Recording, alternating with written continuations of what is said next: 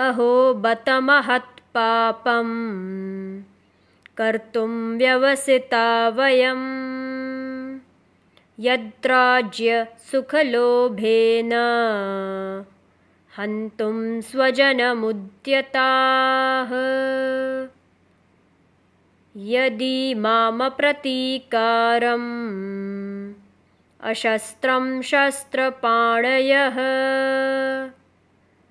धार्तराष्ट्रारणे हन्युस्तन्मे क्षेमतरं भवेत्. Alas, how strange it is that we have set our mind to perform this great sin with horrifying consequences. Driven by the desire for kingly pleasures, we are intent on killing our own kinsmen. It would be better if, with weapons in hand, the sons of Dhritarashtra kill me unarmed and unresisting on the battlefield. Arjuna was surprised. Despite being aware that this war would only bring misfortune to all those who were in the battlefield and the families they would leave behind, they were all hankering to commit this sin. He started with the word aho, which means alas. He had enumerated all the possible catastrophes that were imminent if this war took place, but he was ignoring the very fact that if the wrongdoers were not punished, it would cause greater damage to the society.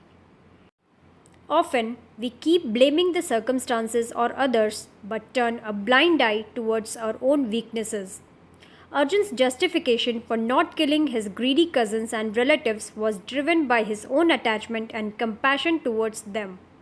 Even though he felt it was a sin to kill them as they were his relatives, he did not realize that his sentiments were actually materialistic and not transcendental. Blinded by compassion, he had forgotten his dharma as a warrior, that he was beyond this material body. His delusion had come to a point where he was willing to drop his weapons and allow his enemy to kill him unarmed. These verses express Arjuna's emotional and moral collapse at its peak. He is no longer just questioning the war, he is condemning himself for even considering it. In verse 45, he calls the act of fighting Mahat Papam, a great sin. He feels ashamed, seeing himself and his brothers as blinded by Rajya Sukh Lobh, the greed for kingdom and pleasure.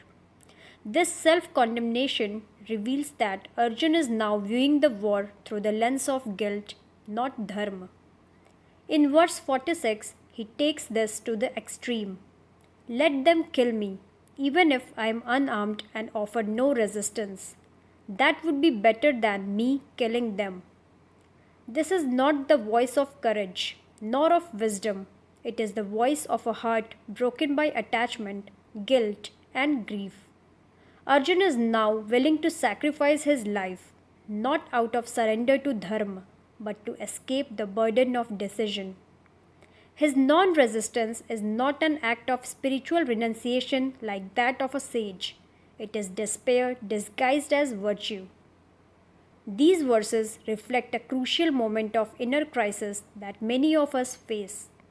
When doing the right thing feels too painful, we often long to run away, submit, or avoid responsibility altogether.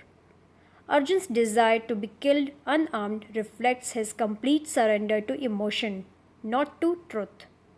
His clarity is lost, his detachment is absent, and his identity as a warrior guided by dharma has collapsed. But this moment of breakdown is necessary. It creates space for transformation. Just as a seed must crack before it grows, Arjuna's ego must crumble before Krishna can plant the seed of divine wisdom. These verses are not a fall from grace. They are the moment before grace enters.